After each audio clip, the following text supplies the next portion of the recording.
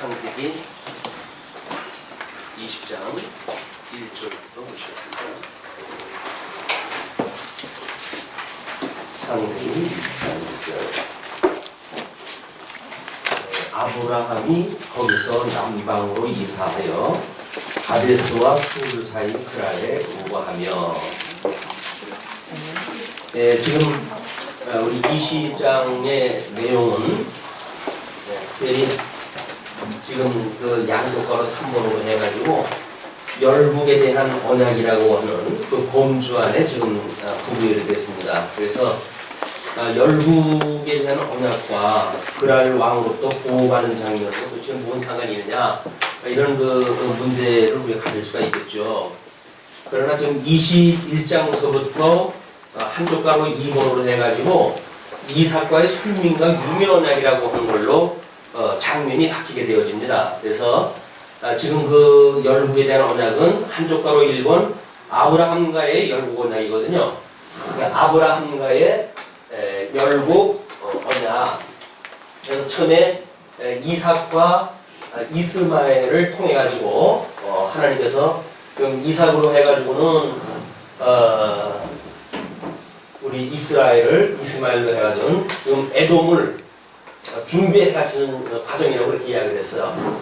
그러기 전에 우리 하나님께서 지금 조카 롯을 통해 가지고 지금 모압과 암몬이라고 하는 두 나라를 세우심으로 해 가지고 열국이 선민 국가라고 하는 언약 자손들을 통한 이런 그 나라뿐만 아니라 그 외에 이들을 훈련시키고 있을 주변 국가를 하나님께서 다 만들어 가신다는 이야기입니다. 그러니까 이런 그 환경을 우리가 이해해야 우리가 이제 아가서 같은 경우에 하나님의 자비성이라고 이렇게 이야기를 했어요. 하나님의 자비성이다. 그러면 하나님은 자비하신 분이 어떻게 성경에 이렇게 멸망시키시는 그런 그 나라를 세우시고 무너뜨리고 하실 수가 있단 말이냐, 이렇게 우리가 의심이 들죠. 그렇기 때문에 이 자비성은 선택적 자비성이다. 그래서 하나님의 선택되어진 백성들은 사랑하시고 버리기로 예정했던 백성들은 미워하시는 이 에돔이라고 하는 우리 이삭을 통해 가지고 하나님께서 야곱과 에서라고 하는 이제 두 나라를 세우시게 되어지는데, 이 에돔이 아니라 이스마엘이 이 에서를 통해 가지고 지금 에돔을 만들게 되어지고, 이스마엘의 이제 그 이스마엘은 선민 국가를 대척점에 있는 그런 그 나라를 세우신다고 그랬어요. 그래서 이 야곱과 에서를 나누실 때에 여전히 언약 백성 중심으로 해가지고 이삭이 출생을 했고 언약 자손으로 해가지고 이삭이 출생했다 할지라도 그 안에서 사랑하는 자와 미워하는 자가 공존한다는 이야기예요, 이게. 그렇기 때문에 하나님께서 이 아브라함의 자손이라고 한다면 다 자비성의 어떤 은혜를 이야기해야 된다든지 하는 건 맞지 않습니다. 아브라함의 자손도 지금 그 롯의 조카를 통해 가지고 열국이 일어나고, 또는 이삭과 이스마엘을 통해 가지고 손민과 또는 다른 나라를 이렇게 열국을 만들어 가시고, 또 더군다나 언약 자손인 이삭을 통해서도 야곱과 에서라고 하는 두 아들 쌍티를 통해 가지고도 사랑하는 자와 미워하는 자를 끊임없이 구별해내시는 것이 하나님의 사역이다. 예? 하나님의 행하시는 일은 심판입니다. 그 심판은 그러니까 선택받은 사람한테는 자비지만 선택받지 못한 사람들한테는 이게 심판이거든요. 예, 하나님께서 진노하시는 것이고, 이거는 하나님의 그 저주 아래 이들을 살게 하는 일이기 때문에 자비성을 말한다고 하는 각자 중심으로 봤을 때의 이야기예요. 이걸 성경 전체가 마치 하나님의 자비성을 드러내기 위해서 한 거라고 오해가 되어지니까, 혹자는 하나님은 사랑이라고 그러시면서 어떻게 전쟁이 끝나지는 아니하고 이렇게 무죄한 자들을 이렇게 무자비하게 하나님께서 심판하실 수가 있느냐라고 하는 문제제기를 갖잖아요. 그런 문제제기는 우리가 성경을 그렇게 어떤 이문법적으로 이제 이해해 왔기 때문에 그러는 거야. 그래서 각자 중심으로서만의 어떤 하나님의 섭리를 우리가 그동안 공부를 갖다 해왔다. 그렇지 않습니다. 하나님의 섭리는 학자, 부택자 상관이 없어요. 이미 선하시고 기뻐하시고 온전하신 뜻을 이루시기 위해서는 빛과 어둠이라고는 거룩한 당신의 속성을 드러내시는 일이기 때문에 끊임없이 심판하고 하셔야 됩니다. 그래서 세속적인 것과 거룩을 구별하다 하시는 거예요. 그거는 성도들이 예수님을 믿는다고 할지라도 교회 생활을 통해서 끊임없이 우리가 거룩을 지향해야 될 이유가 있는 거죠. 내가 거룩하니 너희도 거룩하라 라고 하는 것이 하나님께서 우리한테 주시는 말씀이지, 넌 구원받았으니까 너 네 멋대로 살아도 괜찮아 라고 하는 거는 이 성경에서 말하는 하나님의 의와는 상관이 없는 이야기들이에요. 인간들이 다 자기 편하자고, 내가 예수님 때문에 구원받았는데 내가 행동으로 구원받은 건 아니잖아? 그렇기 때문에 내가 뭐 행동 가지고 이러고 저러고 할 이유 없잖아 라고 이야기를 한단 말이야. 또 우리는 어떻게 보게 되면 기독교는 윤리적인 종교가 아닙니다. 그러므로 우리들의 행동 거지가 구원에 영향을 미치지 않았습니다. 이렇게 이야기를 한단 말이야. 그거는 전제된 행동을 이야기하는 거지. 하나님의 이 전능하신 하나님이 사랑하시는 자를 사랑의 열매를 맺게 하시는 것이 하나님이 하시는 일이지. 아니 뭐 하나님을 믿는다, 예수를 갖다 믿고 예수님이 우리 다 죄에서 구원하셨기 때문에 우리는 아무 어떤 그 공로를 이야기할 것이 없다고 이야기를 하지요. 그건 공로를 이야기할 수 없다는 거지 열매를 부정하는 것이 아니란 말이에요. 우리는 자꾸 어떤 그 원인과 결과를 오해를 갖다 하고 그냥 나 좋고 나 편하자고 해가지고 예수님으로 말미암아 구원받았으니까 우리는 어떤 행동으로 구원받는 건 아니야 라는 관점으로 이제 성경을 보려고 그런단 말이야. 그래 우리 마틴 루터 같은 종교 개혁자도 로마서를 통해 가지고 한없는 하나님의 은혜를 이제 강론을 따고 그러지 않았어요. 근데 야고보서를 가니까 이거 뭐 행위가 없는 믿음은 죽었다고 이야기를 하니까 자기가 보고자 하는 그 관점에 이게 벗어나는 거야. 그래가지고 우리가 1647년에 이제 정경이 지금 현재 목차로 해가지고 결정이 되어지는데, 마틴 루터만 하더라도 이 야고보서라든지 요한계시록이라든지 히브리서라든지 하는 그거를 정경을 보고 싶어 하진 않았어요. 이건 뭔가 자기가 보고 있는 성경관하고 모순이 일어난다 그 얘기거든요. 그게 구원사의 오해로부터 만들어진 거예요. 하나님의 구원이라고 하는 건 맞아요. 하나님의 은혜로 되어지는 거예요. 그런데 그 구원받은 성도가 맺는 열매도 은혜로 맺게 되어지는 거란 말이에요. 열매를 부정하는 어떤 행위 자체를 부정하는 거는 열매까지도 이걸 부정하는 일이기 때문에 성경을 자기가 편하자고 하는 이 관점으로 보게 되면 얼마든지 코에 걸면 코걸이고 귀에 걸면 귀걸이에요. 무슨 일을 시도할 때 성경적인 근거를 가지고 시도하지 않는 사람들이 없습니다. 신학적인 것도 마찬가지고 제도적인 것도 마찬가지예요. 자기의 정당성을 주장하기 위해서 성경에서 이 구절 저 구절 따라가 하나님의 뜻이 이렇다 라고 해서 당신들은 복종하시오 그 이야기예요. 내가 이렇게 선한 뜻을 알고 있는 사람이니까 나의 일에 협조를 하세요 그 이야기예요. 그런데 하나님의 뜻을 깨달았으면 당신이나 그렇게 살아가지, 안 믿어지는 사람이 자기 양심에 지나치는 일을 갖다 해야 될 이유가 있나요? 아니잖아요. 믿음의 분량만큼 생각하라고 그러는데 영적 예배는. 그런데 뭐 성경 공부 많이 하신 분이 하나님의 뜻을 알았다, 그냥 당신들은 나를 따르라 라고 하는 것이야말로 이게 성경에서 말하는 행동 윤리가 아니라고요.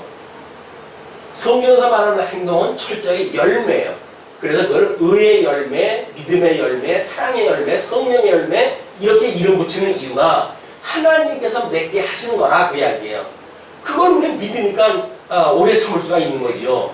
뭐 교회 들어와가지고 지멋대로 하는 사람들이 한둘이겠어요. 그러나 나도 어렸을 때 그렇게 했고 믿음이 없어서 그렇게 하는 거니 기다리다 보면 하나님께서 무엇인가 양식을 통해서 키워가시고 그렇게 될 거라고 믿어지니까 오래 참게 되어지는 거지. 아이고 성질대로 하게 되면 그렇게 내버려둬요. 지멋대로 하는 거를 그냥 목을 비틀어대고 무슨 사단을 내지. 그거는 하나님이 믿어지지 않기 때문에 그런단 말이에요.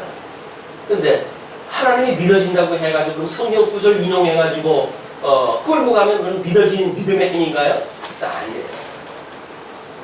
어떤 그 믿음의 성각자가 당신이 요구하는 대로 해가지고 모든 사람들이 따라가야 된다는 게 아니라 복선이에요.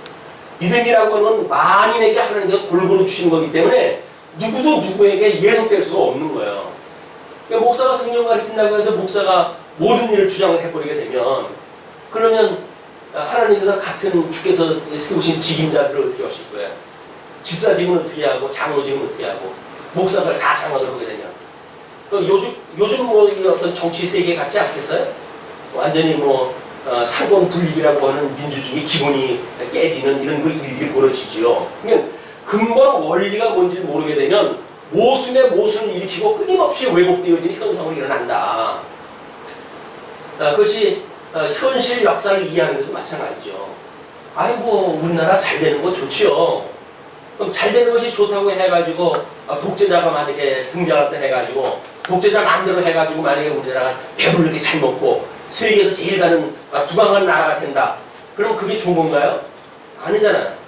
모든 백성들이 인정하고 뭔가 자기가 참여했던 의식이 있고 거기에서 무슨 보람을 느끼고 라고 해가지고 그 정치에 참여하는 자로서의 국민의 의미를 다했다고 하는 그걸로 해서 기쁨을 맛보고 행복을 나눌 수가 있는 거지. 누가 무슨 기름진 음식을 먹게 해줬다고 해가지고 무조건 박수치고 그럴 수는 없지 않느냐 그 이야기예요. 지금 교회에서도 마찬가지입니다. 성경 잘한다고 해가지고 그 사람이 독주하고 그러는 거는 그거는 독주나 독재랑 똑같은 거예요. 아니 하나님이 그렇게 하신다고 한다면 당신은 혼자 하면 되지. 왜 온통 성도들한테 보내라 하면서 자기가 다 그 일을 하냐고요. 뭔가 모순이 있지 않습니까? 그 모순을 발견하지 못하게 되면 우리 스스로의 문제가 뭔지 모른단 말이에요. 그리고 어떤 성경의 왜곡으로부터 이런 현상이 일어났는가 라고 하는 걸 알 수가 없어요. 지금 이런 그 일들은 성령을 하나님께서 이미 양대 언약이라고 하는 이 양대 언약은 여기서 우리가 하나님께서 작정하시고 예정하신 모든 일이 포함되어지는 것이 양대 언약인 거예요. 여기서 하나님께서 행위 언약을 인해가지고 다 망하게 하셨다가 그리고 은혜 언약을 인해가지고 여기서 선택받은 사람들만 구원하시겠다는 게 하나님의 이야기란 말이에요. 뜻이란 말이에요. 그러니까 하나님의 이 은혜를 깨닫게 하시고 그 은혜를 받은 사람들만 하나님이 이렇게 자비하신 분이로구나 라고 해서 그 속성을 찬양할 때 해야지. 아니 지옥 가는 사람들이 하나님한테 자비성을 찬양할 수는 없잖아요. 그분들은 하나님의 공의성을 찬양을 하죠. 야 하나님 정말 너무나 공의로워서 나 같은 불의한 인간은 심판을 받을 수밖에 없구나, 저주를 받을 수밖에 없구나 라고 하는 걸 인정을 갖다 할 수밖에 없잖아요. 이것이 자비성이라고 하는 속성은 맞지 않는 겁니다. 자비성은 공의성이라고 하는 것하고 어떤 대척점이 있는 거기 때문에 이것이 성경 전체를 통해 가지고 하나님의 속성을 보여주신 거라고 하면 이야기가 안 된단 말이에요. 하나님은 사랑이시라고 그러지 않았냐? 맞아요, 사랑이세요. 그거는 택한 백성들에게 대한 사랑이라는 이야기지. 하나님께서 버리시기로 예정되어진 자들은 사랑을 하시지 않아요. 그러니까 야곱은 사랑하고는 에서를 미워했다고 그러시죠. 하나님과 사랑이신데 에서 왜 미워해요? 그것도 이삭이라고 하는 한 그 언약 자손에서 난 아들들인데 누구는 사랑하고 누구는 미워하시냐고요. 이런 그 논리가 설명이 안 된다. 성경은 어떤 타자 중심으로 한번 보는 거는 부분적으로 우리가 보는 것이다. 이런 걸 우리가 여기서 이제 보신다고 한다면 하나님께서 모압과 암몬을 지금 세우신 뒤에 지금 동물의 세 번이 뭐냐면 그랄 왕으로부터 이 아브라함을 보호하신단 말이에요. 이 보호하신다고 하는 거는 이 전체 제목이 열무 언약을 이루시기 위해서 지금 아브라함이가 언약을 하셨으니까 이 언약이 미완 상태 아닙니까? 미완 상태. 그렇기 때문에 하나님께서 아브라함은 보호를 하셔야 돼요. 왜? 열국의 아비가 돼야 되니까. 그래서 이 사건이 끝난 뒤에 이 아브라함은 그드라라고 하는 첩을 얻고 거기서 또 많은 자녀를 갖다 얻어가지고 형제들의 공편에 살게 하셔요. 그래서 하나님께서는 이스라엘을 중심으로 해가지고 그 외곽 지역에 전부 이 아브라함으로부터 말미암은 아들들 이런 사람들로 이제 이스라엘을 훈련시키는 그런 그 대적자를 하나님께서 직접 만드셨다. 그게 열국의 아비란 말이에요. 언약 백성들에 대한 아비만이 아닌 거예요. 택자와 부택자를 다 포함되어진 열국의 아비다. 이렇게 보시는 것이 성경을 폭넓게 우리가 이해가 하는 것이고, 그렇게 폭넓게 봐야 빛과 어둠을 일반으로 여기시는 하나님을 보게 되어져요. 그렇게 되었을 때 우리는 어떤 그렇게 이원론적으로 빠지거나 좁은 의미로 빠지거나 그런 것부터 좀 자유로워진다. 그래서 내재적으로 초월되어진 이런 그 성경에서 말하고 있는 세계관을 가질 수가 있고, 하나님의 속성도 과거에는 이런 거를 어떤 공유적 속성과 지금 비공유적 속성으로 이렇게 이 비공유적 속성과 그다음에 공유적 속성으로 이렇게 이제 교회 시간에서 나눠놨단 말이에요. 근데 자비성이라고 하는 걸로 해가지고 하나님의 속성이기 때문에 인간이 같이 가지고 있는 속성을 말하는 것은 맞지 않는다. 라고 해가지고 자비성만 우리가 이야기를 했거든요. 그게 모순이 거란 말이에요. 그래서 임마누엘 대신 예수님은 사람의 모습을 입고 오시기 때문에 삼위일체 하나님을 설명하려고 한다면 이런 공유적 속성이 설명이 되지 않고는 안 되는 거예요. 이것이 우리 예수 그리스도와 예수 그리스도의 지체되어 있는 성도들이 가지고 있는 공유적 속성이다. 하나님도 가지고 계시고 인간도 가지고 있는 이런 속성이 우리들한테 있다. 이런 이렇게 내재적인 우리들의 어떤 신관 또는 신앙의 행위 이런 그 내재성이라고 하는 그것이 하나님이 다 하시는데 그럼 뭐 나 가만히 있어도 되겠네. 뭐 인간은 그럼 로봇인가? 라고 하는 질문을 불식시킨단 말이야. 왜? 내재성이 있으니까. 아니 하나님이 다 하신다고 한다면 예수님 못 들어보내요. 그냥 언약하는 대로 그냥 해 가시면 되지. 근데 하나님이 인간의 모습을 입고 십자가에 못 박히고 뭐 이루 말할 수 없는 수치를 당하시잖아요. 하나님께서. 그럼 하나님께서 능력이 없어서 수치를 당하시는 것도 아니고 언약대로 이루시는 하나님인지 그걸 증거하시려고 한다면 그래 수치 당할 필요 없어요. 그냥 언약대로 이루어가면 되죠. 다른 방식도 얼마든지 있어요. 근데 왜 하나님께서는 이 어린 양 대신 예수 그리스도를 보내주셔가지고 세상 사람들한테 저주 아래 수치를 당하게 하고 침뱉음을 당하게 하고 옆구리에 창자국을 내게 하고 온 두 손과 두 발목에 못자국을 나게끔 해가지고 죽게 하신단 말이에요. 이 처참한 죽음을. 이게 성도들이 이런 은혜가 아니라고 한다면 그냥 우리 붕 떠있는 하나님 다 언약대로 해가시는 거야. 맞죠? 하나님이 안 해가시는 게 어딨어요. 세상 만사 하나님의 뜻대로 안 되는 게 어딨어. 다 하나님의 뜻대로 이루어지는 거지. 그런데 우리는 이 공유적 속성이라고 하는 이 의미, 내재성인 이런 데에 우리의 어떤 관점이 보기 시작하다 했을 때 비로소 하나님의 보호라고 하는 이 의미가 얼마나 큰지를 알게 되어지죠. 하나님은 참 오래 참으시는 분이로구나. 아브라함이 비록 지금 여기서 이제 그 20장이 그랄에 가가지고 애굽에서 했던 짓을 그대로 본 거거든요. 아내 자기 누이라고 사기치고 해가지고 하는 짓이. 그러면 애굽에서 한번 했은 건 몰라서 그랬다고 치지만 하나님 앞에 그 깨달음도 있을만 하건만 어떻게 또 이 짓을 하다 하란 말이에요. 그런데도 불구하고 하나님께서 아브라함을 보호하다 하시는 거예요. 왜? 열국의 아비가 되게 하시니까 에서를 통해 가지고 이제 에돔도 이제 낳게 하셔야지. 또 뭐 야곱을 통해 12지파로 해가지고 북이스라엘 남한국 뭐 이렇게도 나눠 놓으셔야지. 하실 일이 아직도 많이 있어요. 그렇기 때문에 하나님께서는 아브라함을 그 안에서 보호하시는 걸로 해가지고 20장으로 끝을 냈습니다. 이 아브라함의 사역, 열국의 언약이라고는 한쪽 가로 1번, 아브라함과의 열국 언약은 20장에 가서 그래 끝이 나요. 절대 모순이 없죠. 왜 베란간 모압과 암몬이라고는 열국을 만들어 놨다가 그랄이라고 하는 보호 장면은 도대체 뭐냐라고 하는데 이거는 다른 열국을 만드시기 위해서 아브라함을 보호하시는 거다. 그럼 특정한 언약을 이루기 위해서 보호하시는 거 아니잖아요. 우리 요나 선지자가 이 선지자를 통해서 보게 되면 요나는 니느웨 성을 가가지고 지금 복음을 증거하는 거 아니에요? 그러면 이 니느웨는 지금 이스라엘, 이 북쪽 이스라엘을 멸망시킨 나라인데 이 아수르가. 근데 왜 하나님께서는 니느웨에다 복음을 증거해가지고 이들을 갖다 회개케 하셨을까요? 이것도 하나님의 심판을 유보하시는 거예요. 언제까지? 이스라엘의 이 북쪽 이스라엘의 죄가 관영할 때까지. 하나님께서 때가 찰 때까지. 그래가지고 이 북쪽 이스라엘 이 북쪽 아수르를 갖다 신을 길러가지고 그래야 북쪽 이스라엘을 갖다 공격할 수가 있잖아요. 그때까지 이를 보호하셔야 하나님께서.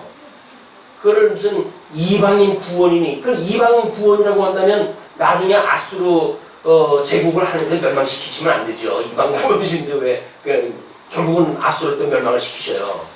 이방인 구원이 목적이 아니라 심판을 유보하시겠다는 거예요. 왜? 하나님의 뜻을 이루어 하시기 위해서 때로는 특자의 실망이 어떤 잘못되어진 것도 하나님께서 참으심으로 해가지고 언약을 이루어 하시고 어떤 적인 버릴 자들도 하나님의 심판의 때를 갖다 마치시기 위해서 이제 그 심판을 유고하신다. 이런 하나님을 우리가 공부가 되어져야 지금 하나님의 뜻대로 안 살아가고 내 멋대로 살아가는데도 하나님께서 날 내버려 두고 있어요. 라고 한다면 야 믿음으로 살지 않는데 날 내버려 뒀다는 이야기는 하나님께서 괴르고 있는 거죠. 너 그러다 나한테 죽어. 그 이야기예요. 근데 우리는 아이고 하나님의 뭐 날마다 하나님 우리가 찬양하고 뭐 신앙생활 잘하고 있는 하나님 나한테 복을 주어가지고 지금 잘 되고 있다고 오해를 한단 말이야. 오해를 갖다 하게 해가지고 결국은 하나님 나라 문간에서 다 쫓겨나는 거예요. 이제 예보가 입었다고 해서 다 쫓겨나고 우리는 끊임없이 예수 그리스도 그분으로 말미암아 구원을 받는다고 하는 것을 깨닫게 하시기 위한 이런 그 각자에 대한 하나님의 오래 참으심이 있는 거예요. 신실성도 마찬가지죠. 우리 신실성, 우리 뭐 시편을 통해 가지고 신실성을 갖다 이야기를 했는데, 그 신실성을 통해 가지고 우리들한테 하나님의 자비성, 이 신실하심을 드러내시기만 위한 건가요? 그럼 오래 참는 거, 그래서 이렇게 이 사람도 심판을 유혹해 주셨나요? 이런 걸로 이거 갖다 설명을 다 할 수가 있을까요? 아닌 거예요. 하나님께서 이렇게 한 번 언약한 거는 꼭 이루어가시는 일은 하나님께서 의를 이루어가시기 때문에 그런 거다. 그래서 이게 취의적 신실성이라고 우리가 시편을 통한 하나님의 속성을 이야기를 했잖아요. 의를 이루어가시기 위해서 언약하신 대로 이걸 이루어가시는 분이지 의와 상관없는 언약대로 이루어가시는 것은 이미 예수 그리스도의 구속사역과는 아무 상관이 없는 거예요. 우리가 예수 믿지 않아도 하나님의 언약대로 이루어가신다니까요. 다. 근데 그게 우리하고 무슨 상관이 있어요. 우리는 다만 주의 것이라고 하는 그것 때문에 하나님 앞에 의롭다고 칭함을 받고 그리고 주의 것을 우리가 살아가는 것이지 내가 어딨어요? 클럽으로 만들어놓은 내가 실체가 있는 건가요? 안 그래요. 예수 그리스도의 메인바가 되지 않으면 우리는 없는 거예요. 그런데 실존의 문제를 예수 그리스도 참 생명 되신 예수 그리스도고 상관없는 나가 어떤 참 존재다 라고 말하는 건 웃기는 이야기예요. 예수 그리스도가 있기 때문에 내가 있는 거예요. 왜? 그분이 나를 살리셨으니까 영원한 생명을 주셨으니까 그래서 그리스도 안에서 내가 영생을 누리고 영원한 존재로서 이미 존재가 가능한 거지 예수님도 믿지 않으면서 뭐 나는 세상 창세전서부터 예정되어졌기 때문에 나는 존재하는 거다? 소용없어요. 예수님을 믿지 않는 그런 건 다 부도예요. 예수 그리스도의 구속을 제외해놓은 하나님의 언약대로 이루어가신다는 형식 논리가 얼마나 성도들을 갖다 핍박 이렇게 멸망하게 만들어가는지 모릅니다. 왜? 내재성이 없거든요. 나와 상관이 없거든요. 그렇기 때문에 무자비한 생활을 할 수가 있는 거예요. 우리가 하나님의 언약대로 이루어가신다고 해서 성도가 왜 무자비하게 나옵니까? 내 뜻대로 안 되면 다 잡아 죽이고 그런 일이 왜 가능할까요? 무자비하기 때문에 그러는 거예요. 그러면 우리 하나님으로 말미암아 우리가 이 선택적으로 자비성을 입었다고 한다면 우리 무자비할 수가 없죠. 내가 1만 달러 탕감을 받았는데 100달러는 빚진 자 이게 뭐 돈이라고 해가 주먹질 수가 없잖아요. 근데 우리는 하나님의 자비성 뭐 이런 걸 이야기하면서도 뭐 지체 죽이는 건 뭐 눈 하나 깜짝 안 하고 죽여버리잖아요. 어떻게 하면 죽이는 건데요? 이거는 게 죽이는 거죠. 뭐 죽인다고 해서 칼 대야 죽이는 건가요? 눈을 이기는 게 죽이는 거예요. 저 인간 한장만 그거 얘기 안 했어요? 눈을 이기는 게.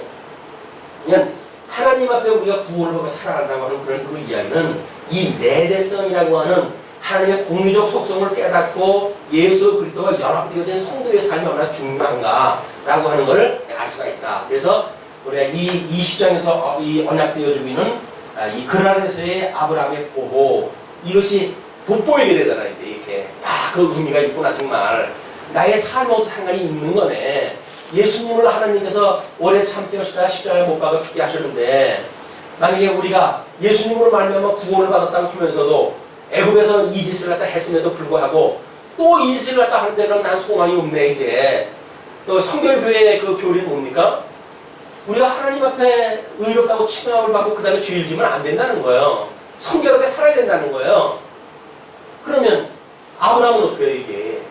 애굽에서 그 짓 하다가 하나님 앞에 다 축복받고 재물을 갖다 이끌고 나왔는데 나와서 돈 생기는 일인데 또 일을 갖다 하는가요?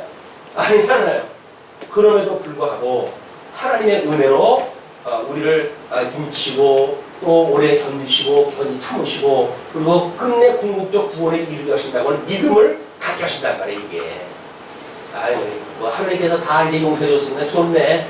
야, 죄에 거하자. 하나님께서 우리한테 자유를 주셨는데 이제는 세속에 향하자. 라고 하는 것은 성경적이지 않습니다.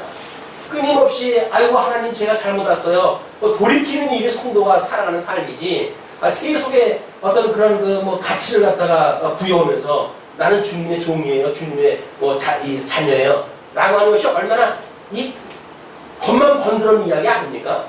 부모님한테 제가 효도할게요. 100번 효도한다고 하면 뭐래. 살아있을 때 뭘 갖다 해야지. 이게 잘못 알고 있는 이런 신관에 의해서 우리 신앙생활이 그렇게 되어진 거다. 예수님 오셨을 때 뭐 다 이건 죽게 바친 겁니다. 그렇게 이야기해놓고는 자기 마음대로 쓰잖아요. 아버지한테도 안 주고 자기 마음대로 다 써요. 왜? 하나님 앞에 드림바 되어졌으니까 이는 하나님 거기 때문에 아버지한테 안 줘도 된다는 이야기예요.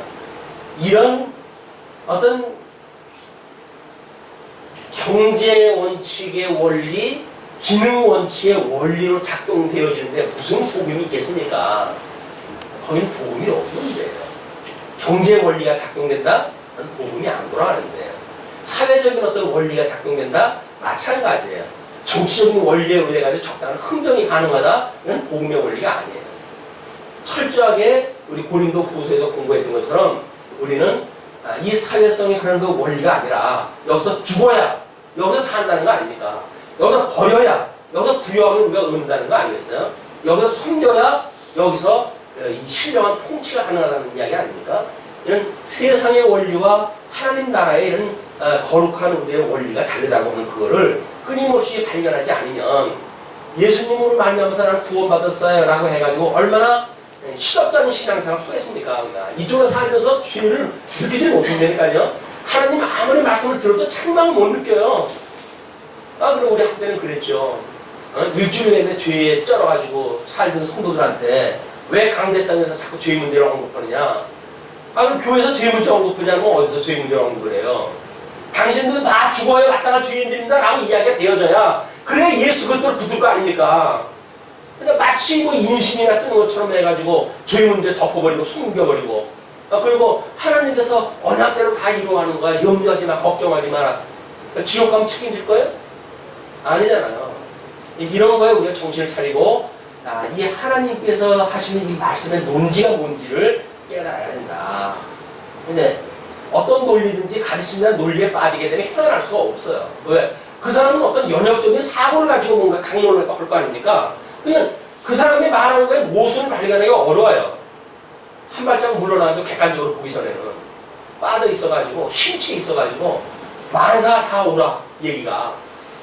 근데 오는데 이제 객관적으로 보기 시작을 하게 되면 모순이 드러나고 이렇게 되어지니까 정신을 차리게 되어지죠. 그냥 그동안 하나님의 말씀을 성령의 감동으로 들은 거예요? 아니면 논리적으로 이해하는 거예요?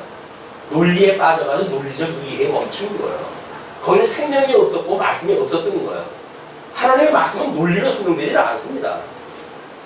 그렇기 때문에 아무리 농촌에 배우지 못한 그런 분들한테도 복음이 운동력이 있어가지고 구원에 이르게 하셔요. 대학 뭐 수많은 박사 학위를 가졌다고 하더라도 성령의 감동을 안 주게 되면 안 된다니까요. 그게 무슨 논리로 되어지는 거예요.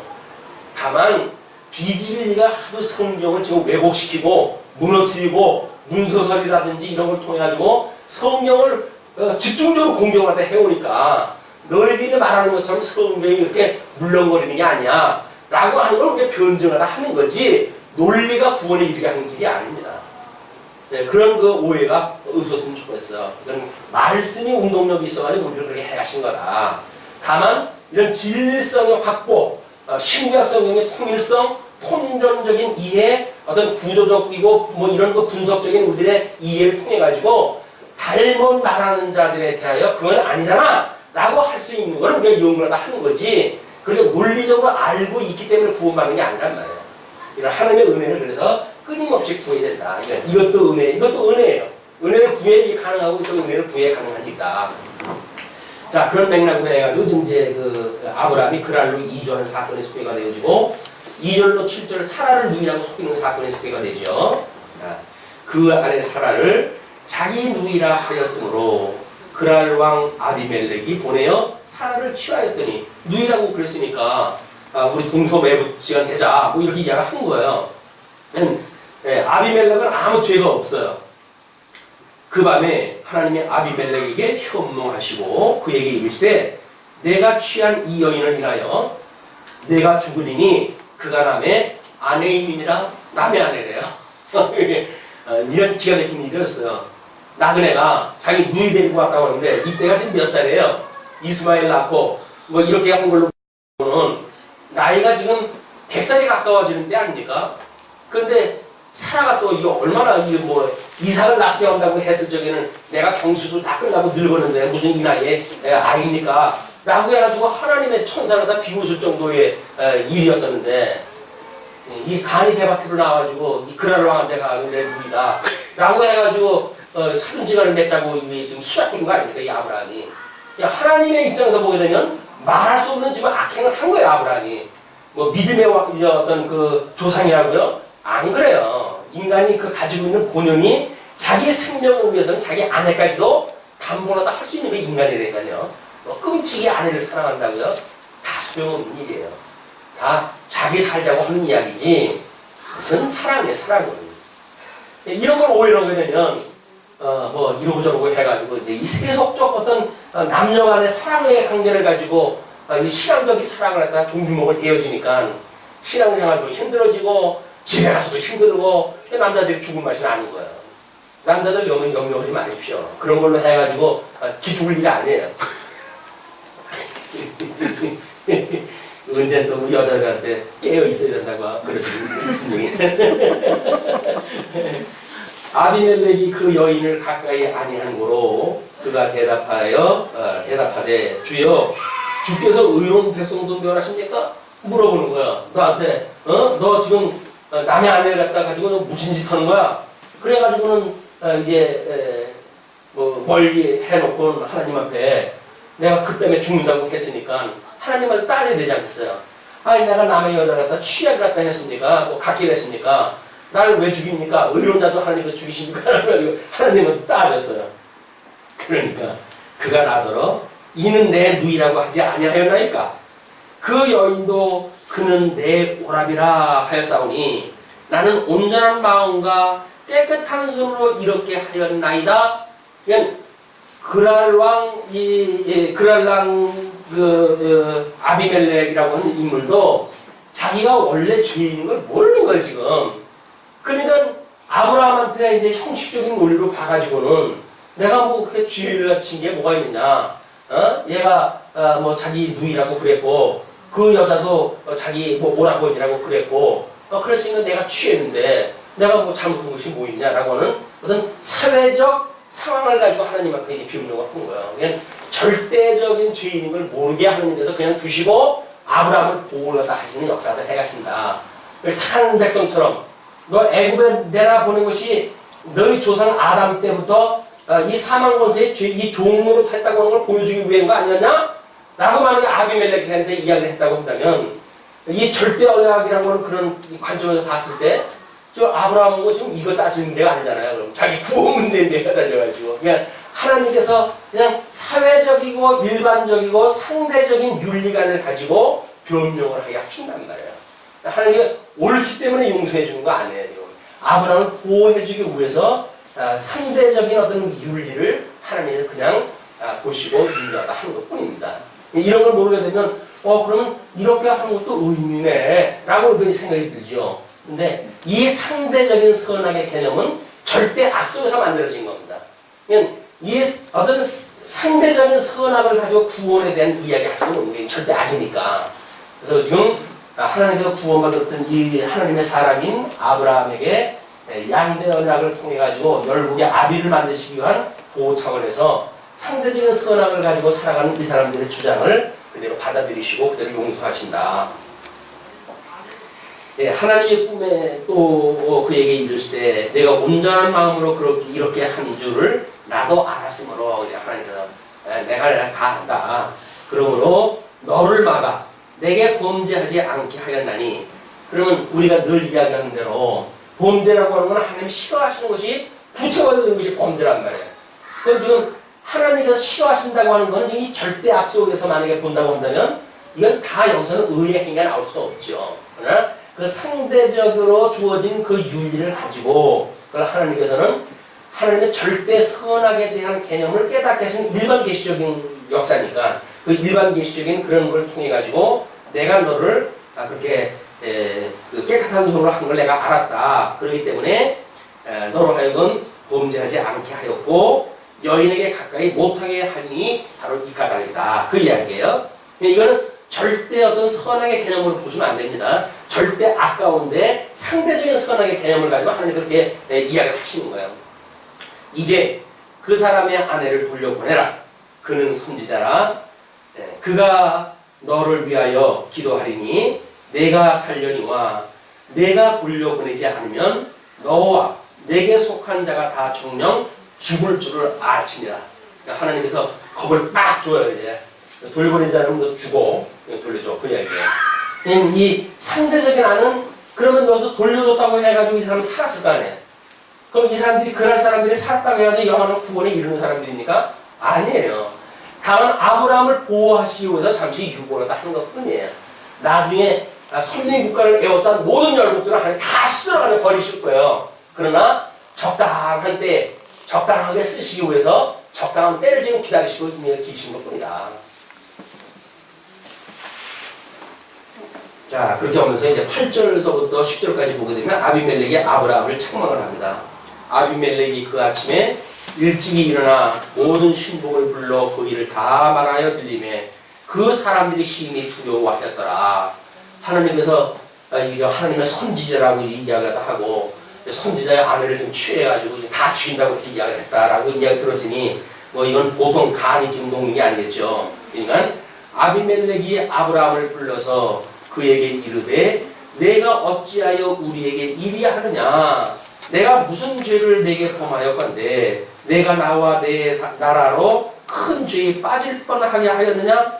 내가 합당치 않은 일을 내게 행하였도다 하고 지금 이 아비멜렉이라고 하는 이 그랄이라고 하는 나라도 지금 열국을 언약을 갖다 하셨던 아브라함의 또 하나의 열국으로 하나님께서 남겨두어가지고 심판을 유보하심으로 해가지고 적절한 데 쓰시는 거죠.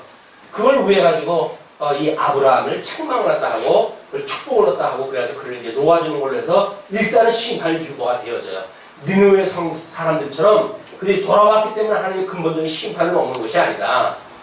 이제 증언의 때가 되면 하나님께서 다 버리실 거지만 다 때에 적당한 때에 쓰시기 위해서 남겨두신 일이다.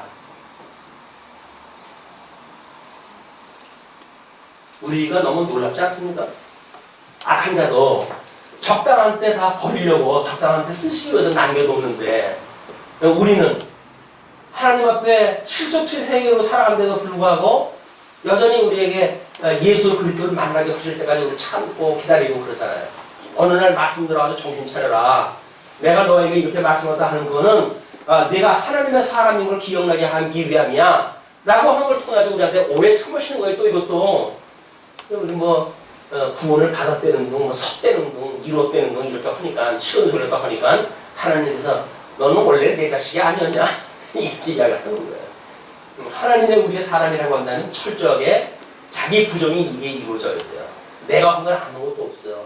주님께서 예수 그리스도로 말미암아 우리를 거듭나게 하셨는데 아직도 육신의 소욕으로 있으므로 내가 육신이 연약함으로 하나님 앞에 범죄하며 살아갈 수밖에 없습니다. 그러니 나를 온전케 하신 주님께서 나를 붙들고 나를 온전케 해 가시지 않으면 나한테는 소망이 없어요, 주님. 그래서 그분한테 소망을 가지고 사는 것이 성도들의 신앙생활이란 말이에요.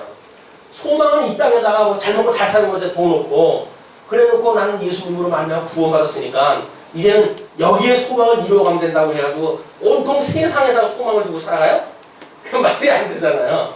우리들의 소망은 여전히 이렇게 아직도 우리가 부족하기 때문에 영원토록 온전케 하시는 그날까지 바라보는 것들의 실상으로 살아가게 하시기 위한 이것이 우리의 소망이 되어지는 거예요. 믿음으로 살아간다고 하지만 여전히 우리는 연약하기 때문에 또 범죄할 수밖에 없고 또 죄의 종목을 할 수밖에 없어요, 주님. 그러니 누가 사망의 이 몸에서 나를 건져낼 수가 있습니까? 우리 주님께서 오직 약속하셨던 우리의 머리 대신 예수 그리스도만이 우리를 구출하실 수 있는 분이니 나를 이 악으로부터 구원하게 해주세요. 평생 우리를 기도할 내용이 그거란 말이에요. 이 악에서 구원해 주세요. 영원하신 하나님의 소망을 가지고 살아가게 해주세요. 세속의 거 이걸 될 수 있으면 구별을 갖다 해가지고 우리 하나님의 거룩에 참여하게 해주세요. 라고 하는 것이 우리가 우리에게 죄 짓는 자를 용서하지 못하고 우리 죄를 용서하옵시고 우리를 시험에 들게 하지 말아주세요. 라고 하는 것이란 말이에요. 구원은 땅은 당상이고 그때는 나머지는 덤이다. 뭔 덤이 그게 진짜 얘기지. 이걸 우리가 복음을 오해하게 되면 이런 어떤 형식 논리에 빠져가지고 우리는 참 생명을 놓치게 됩니다. 참 생명. 그러면서 아비멜렉이 아브라함에게 이르되 내가 무슨 의견으로 이렇게 하였느냐. 아브라함이 가로되 이곳에서는 하나님을 두려워함이 없으니 하나님의 두려움이 없다는 이야기는 뭐예요? 하나님을 모르는 백성이라는 거 아니에요 지금? 여기가 아비멜렉이 왕노릇하고 있는 그랄이라고 하는 곳이 하나님을 모르고 있는 곳이란 말이에요. 그렇기 때문에 내 아내를 위하여 사람이 나를 죽일까 생각하였으니요. 그건 상대적인 이유는 낼 수가 있어요. 그러나 하나님을 믿는 믿음입니까? 아니죠. 그러면 조카 롯하고 한 장소에서 기거하기가 어려워가지고 네가 좌하면 나는 우하겠고 네가 우하면 나는 좌하겠다 라고 이거 이렇게 믿었던 믿음은 다 어디 갔어요? 그 믿음 위에 뭐가 쌓여져 가야 될 거 아니겠어요? 이게 그 믿음 위에 우리가 뭔가 더 강화가 되어져야 되지 않겠어요? 양육되고 무장되고 투쟁돼야 될 거 아니겠어요? 근데 그 믿음이 다 어디 가버렸어요? 그러니까 하나님께서 믿음을 그때그때 주시는 거라니까요. 믿음을 가지고 있다고 한다면 우리는 이게 오해예요. 믿음이 어디서 선물인데 은혜로 우리한테 주셔야 믿음이 있는 거예요. 근데 먼저 선물로 받아가지고 가지고 계시라고요? 뭔 소리야 다 까먹고 웃는데 지금 내가 보니까 지금 주시 않으면 안 되는 거예요. 지금 주시 않으면 지금 주시는 은혜를 가지고 여전히 우리가 이 그날에 여기에서도 그런 믿음을 가질 수 있으면 그렇게 되겠죠. 그러나 하나님께서 그 믿음을 안 줘가지고 이건 하나님을 믿지 않는 자들하고 상대적인 흥정을 하잖아요. 너희는 하나님을 모르기 때문에 나 죽일까 내가 그랬어. 어떨 거야. 그 이야기예요. 근데 하나님이 정말 살고 죽는 것이 그랄 왕한테 있나요? 하나님한테 있었던 거 아닌가요? 이것이 우리가 오해하는 그런 이유다. 만사를 언약대로 이루어간다고 하는 어떤 형식논리, 잘못되어진 형식논리에 빠지게 되면 불택자를 가지고도 언약대로 이루어가신 섭리가 생략되어진다고 한다면 불택자 논리에 우리가 그냥 빠져버리고 말아요. 구원받은 사람인데 다 이쪽으로 살다고 그냥 한다니까요. 맞아요. 하나님 다 언약대로 이루어가신 분이에요. 근데 뭐 내가 이렇게 산다고 해서 뭐 하나님 나 지옥 보내겠어요? 왜 아니겠어요? 탁자면 안 보내겠죠. 근데 탁자가 그렇게 살진 않을 거 아니겠어요? 그럼 내가 왜 이렇게 막 살아요? 예수 그리스도 닮아가기 싫으니까 그러겠지. 그분하고 나하고 모상이 있다고 내가 그분을 닮아요. 그 못난 분. 어린 양처럼 해가지고 다른 사람들한테 침뱉음 당하고 가시면류관 쓰고 그렇게 해가지고 사시는 분하고 내가 뭘 그분한테 관심 있어가지고 힘을 빌리겠냐고요. 안 믿어지는 거예요. 어린이라는 것은 안 믿어지는 거예요. 근데 그게 뭐 예수를 믿는 거예요? 예수를 그리스도로 믿는다고요? 이론적으로 믿죠. 예수를 그리스도라고 사도행전에서 그렇게 이야기를 했다고 그러니까 그러네. 예수는 그리스도시네. 근데 예수 그리스도는 아무 뭔 상관이 있냐고요. 내가 그분하고 아무 상관이 없는 신앙 삶을 사는데 성도의 삶은 철저하게 예수 그리스도의 메인바 되어진 거예요. 그분 앞에 속해진 거예요. 그분으로 우리가 붙들림 바 당한 거예요. 그것이 예수 그리스도로 말미암은 신앙생활이다. 그러면서 또 그는 실로 나의 이복의로서 내 처가 되었습니다. 그래서 100% 거짓말은 아니다. 그 이야기예요. 이런 사람은 더 한번 때려주고 싶은데 그래서 하나님께서 이걸 구원하다 하게 하시니까 그러기 그 정당성이 인정된다 라고 해가지고 이제 용서를 다 해주죠. 아니 우리 앞에서 사실은 사실이야. 근데 뒤집어가지고 지 이속을 치기 위해서 이야기를 했어. 근데 나한테 들켰어. 내가 그럼 두겠어요? 귀셔야 되겠네. 이게 아주 야비한 거예요 지금. 맞아요. 자기 누이 맞아요. 그러나 누이라고 하는 어떤 그 관계가 지금 본질적인 겁니까? 자기 아내라고 하는 것이 본질적인 겁니까? 자기 누이라고 하는 거는 태생적인 거예요. 그냥 태어날 때 그런 관계를 맺고 살아난 거예요. 그 이후에 아내로 연을 맺은 것은 하나님께서 사람을 주신 거 아니겠어요? 그렇다면 그게 진짜 본질적인 거지, 최종적인 거지. 어떻게 과거의 거를 가지고 현재 거를 정당한다는 이야기는 모순이 있는 거 아니에요. 그러나는 뭘 알아요?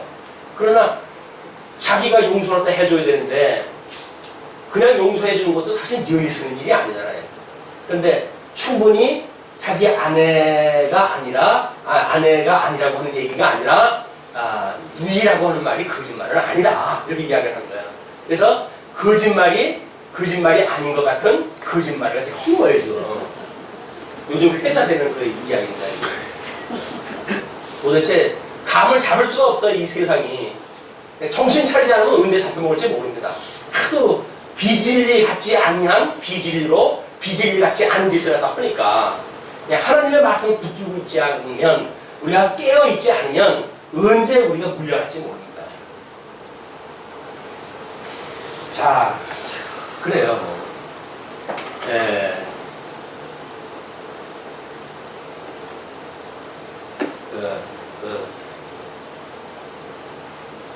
시편들에 그렇게 이야기하는 거예요. 그래서 하나님이 나로 내 아비 집을 떠나 두고 다니게 하실 때에 내가 아내에게 말하기를 이후로 우리의 가는 곳마다 그대는 나를 그대의 오라비라 하라. 이것이 그대가 내게 베풀 은혜라 하였었노라. 이게 지금 애굽에 내려갔을 때만 하더라도 그때 가지고 있었던 게 수작이 아닌 거예요. 이게 갈 때와 우리에서 떠날 때서부터 이미 이렇게 작정을 하고 인식을 하고 다닌 거예요. 이게 근본적으로 그 마음을 가지고 둘이서 이렇게 약속을 한 거예요. 근데 무슨 믿음의 조상이에요. 믿음의 조상. 하나님께서 이렇게 그냥 양대원양을 주셨던 그런 그 열정으로 삼으신 것 뿐이지 그에게 어떤 믿음의 실체가 있어가지고 뭔가 선행을 한 것이 아무것도 없다. 그냥 우리들이 지금 현재 관점으로 보게 되면 말도 안 되는 그런 그 약조를 갖다 하고 부부지간에 이걸 뭐라 그래요? 부부 공갈단이라고 이렇게 이야기를 해야 되나요? 그래가지고 수작하는 거야 이게. 아비멜렉이 양과 소와 노비를 취하여 아브라함에게 주고 그 안에 사라도 그에게 돌려보내고.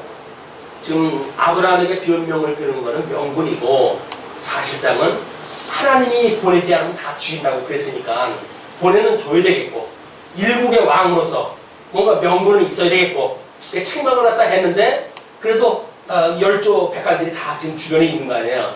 그 사람들이 봤을 때 공감할 수 있는 변명거리가 다 하니까 그래 이 정도에서 내가 이거 끝을 내야지 보여준 거야.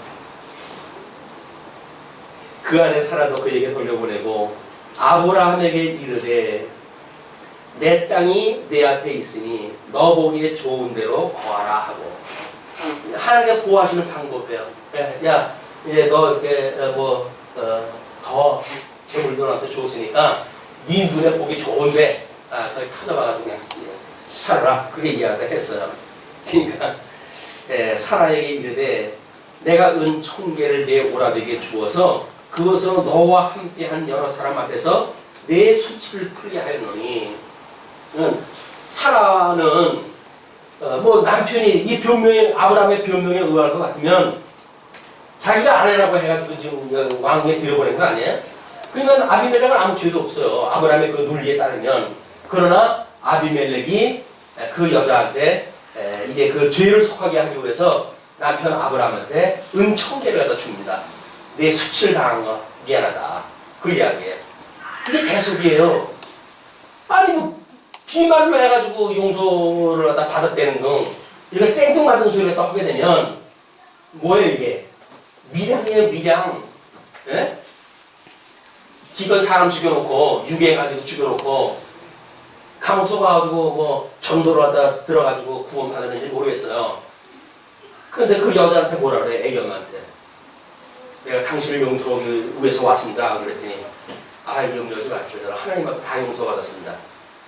하나님 앞에 용서받았다는 이야기는 이쪽 어떤 비공유적 초월되어진 하나님에 대한 지식이에요. 그러나 만약에 내재적으로 해가지고 그 자기가 죽였던 아이에 대한 고통, 그 어미에 대한 고통, 이걸 깨닫게 되어진다고 한다면 눈물을 흘려가면서 그 여인 앞에서 회개를 갖다 해야지. 내가 정말 아무것도 모르고 이런 짓을 갖다 했습니다. 그러나 주님께서 이제 나로 하여금 이렇게 자녀를 갖다 삼아주신다고 하니 내가 100번 죽어도 할 말이 없지만 나의 죄를 용서한다 하고 허물을 용서해 주시고 그래서 나로 하여금 신앙생활을 하다가 옥바깥에 나가면 당신하고 내가 신앙생활을 같이 할 수 있으면 좋겠습니다. 라고 복음적인 어떤 그런 관계가 있었으면 얼마나 좋겠어요. 그런데 뭐 난 하나님 앞에 다 용서받았어요. 이제. 그러니까 아니 내가 용서하는데 누가 용서했단 말이냐 해가지고 교회당 가가지고 깨끗 놓는 거 이렇게. 그게 요즘 교회의 모습을 갖다가 신랄하게 비판하고 하는 거예요. 이 영화 감독이 교회에 대해서 이렇게 비판을 떠하도록 이 교회가 있어야 됩니까? 할 말이 없는 거예요. 그러고 사니까. 교회가 아닌 것이 교회인 척 하니까 그렇게 이 수치를 당하는 거예요, 이게. 우리 예수 그리스도의 대속으로 만약에 교회가 만들었다고 한다면 그런 일을 하면 안 되죠. 여기서 적어도 어떤 대속이라고 하는 은총계를 무너주는 것만큼의 이런 자기의 아픔이 있어야 된다. 자기의 그런 어떤 죄를 갖다 인정하는 일들, 이것이 진정성이 있는 거 아니겠어요? 하나님 앞에서. 자, 그러면서 그 17절서부터 18절까지 아비멜렉을 위한 이제 기도를 합니다. 아브라함이 어차피 이제 선지자라고 이야기를 했고 이미 하나님을 불렀을 때 이미 제사장 역할을 한 거 아니겠어요? 이제 학자와 부택자 간에 이 은혜를 갖다 받은 사람으로서 아브라함이 하나님께 기도하며 하나님이 아비멜렉과 그 아내와 여종을 치료하사 생상케 하였으니 하나님께서 너희들 다 죽여 라고 하는 방법이 전쟁을 일어나서 죽게 하는 방법도 있죠. 그러나 태를 갖다 닫아가지고 씨를 말리는 방법이 있는 거예요. 이게 이제 저주의 한 가지 방법이에요. 요즘 이제 우리 뭐 이 어떤 노령화가 고속 진행이 되어지기 때문에 이 교식이 아무도 안 되는 거 아니에요, 자꾸?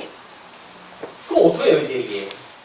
점점 나이 먹은 사람들은 많아지고 젊은 사람들은 생산수가 줄어들고 그래서 우리들의 지금 아마 어떤 인구 구조가 이제 항아리 구조로 되어져 있던 데로부터 이제는 완전히 깔때기 구조가 되어가지고 이 소수의 인원들이 다수의 이런 그 노령자들을 부양을 해야 되니까 이게 적은 문제 아닙니다. 그런데도 아직도 이게 지금 아이들 교육을 한다는데 보육이 우선이냐 뭐 무상급식이 우선이냐 이거 가지고 국회에서 싸우고 있는 걸 보게 되면 이 사람들이 나라의 어떤 그 흥망성쇠에 대해 관심이 있는 사람들인가 그런 생각이 들어요. 근데 그거를 또 뭐 총식 논리를 따라가지고 보육이 더 중요하냐 무상급식이 더욱 중요하냐 라고 하는 비중 문제로 또 따지는 사람들도 있어요. 근데 어떤 것이 먼저 약속이 되어졌고 진행이 되어졌고 어떤 것이 나중에 또 그런 그 공약이 나와서 일이 이루어졌는지 그 공약을 세우려고 하면 어떤 자원이 거기에 이미 준비가 돼야 일을 다 하지. 자원도 없이 표 얻으려고 해가지고 좋은 얘기하고 그러면 안 되죠. 그래서 그걸 안 되니까는 이거 뭐 급식 이거 없애버리고 이걸 다 하자라고 하는 그것도 또 논리적 모순 아닙니까? 이런 그 문제를 어떻게 정말 우리 이 지도자들이 하나님의 어떤 그런 그 입법 활동을 또 할 때에도 이해관계에 의해 가지고 로비 활동에 의해 가지고 엉터리 법을 만들고 이렇게 하지 말고 정말 나라를 위한 그런 일꾼들이 좀 세워져야 되는데 하나님께서 이미 어떤 복음을 이게 한국에서 떠나게 하실 때에 이런 세속의 이런 사람들도 그런 구성으로 안 주시는 것 같아요. 애국을 위한 어떤 그런 그 마음보다는 자기 배를 위한 것으로 하나님 구성을 만들어 가시지 않는가라고 하는 것이 안타깝습니다. 역시 신학에 대한 문제나 정치적인 문제나 사회적인 문제나 같은 원리로 작동이 되어지는 것 같아요. 그래서 교회가 어두우면 어두운 것만큼 세상이 어두워질 수밖에 없어. 더 이게 혼란스러울 수밖에 없어요. 다른 어떤 사람들은 뭐 교회의 책임으로 돌리기도 하는데 뭐 교회가 그 사람들 다 구원 뭐 시켜주는 그러기 위해서 있는 건 아니죠.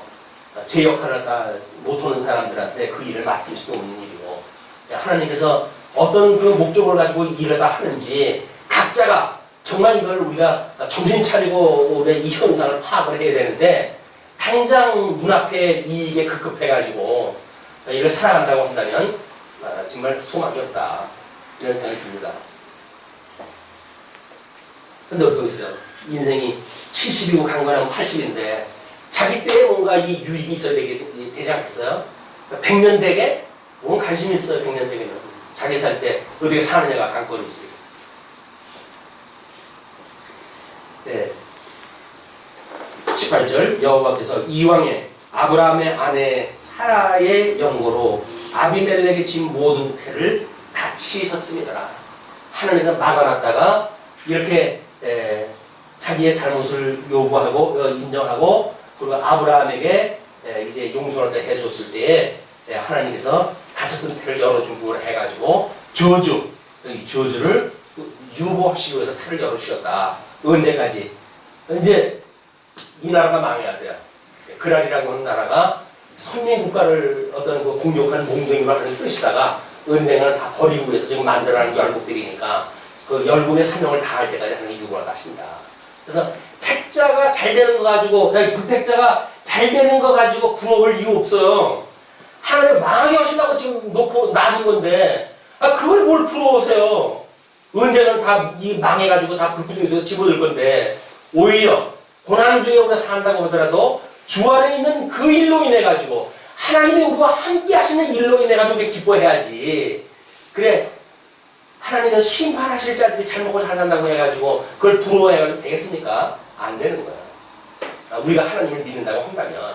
그래서 정말 우리 하나님께서 우리에게 어떤 약속을 했는지 그 약속을 붙잡고 온전케 하시는 예수 그리스도를 바라보고 그분께서 준비하시는 하나님 나라 이루실 때까지 또 그 나라를 우리 오라하시는 그날까지 심령의 평강을 누리시면서 하나님의 은혜 중에 우리가 비록 육체의 소유로 인해 가지고 죄를 범할 수 있을지라도 그때마다 예수 그리스도를 만나시고 그분의 이 용서함을 다시 기억을 하시고 그러므로 하나님 앞에 한 발자국 더 가까이 가는 한 주간이 되어졌으면 좋겠습니다. 네, 기도하시죠.